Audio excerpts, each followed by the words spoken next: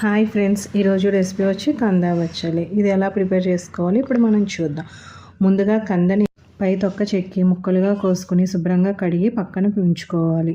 తర్వాత బచ్చలాకును కూడా తీసి దాన్ని కూడా చిన్న చిన్న ముక్కలుగా తరిగి దాన్ని శుభ్రంగా కడిగి నీళ్లు బాగా పిండుకొని ఒక గిన్నెలోకి తీసుకోవాలి. ముందుగా గ్యాస్ వెలిగించుకొని ముందుగా మనం తరిగి పక్కన ఉంచుకున్నటువంటి కంద ముక్కల్లో కొద్దిగా వాటర్ వేసి, బాగా ఎక్కువ మాత్రం వేయకూడదు.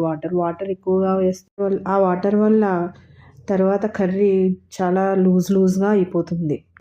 కందను బాగా బాయిల్ చేయాలి. ఆ వాటర్ కొద్దిగా ఎగరనివ్వాలి.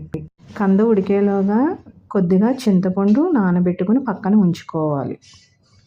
కంద బాగా ఉడికిన తర్వాత దానిలో మనం ముందుగా పక్కన ఉంచుకున్నటువంటి బచ్చలాకును వేసి ఒకసారి కలుపుకుందాం. మగ్గిన తర్వాత ముందుగా మనం నానబెట్టి ఉంచుకున్నటువంటి చింతపండుని గుజ్జు తీసుకుని దానిలో వేసి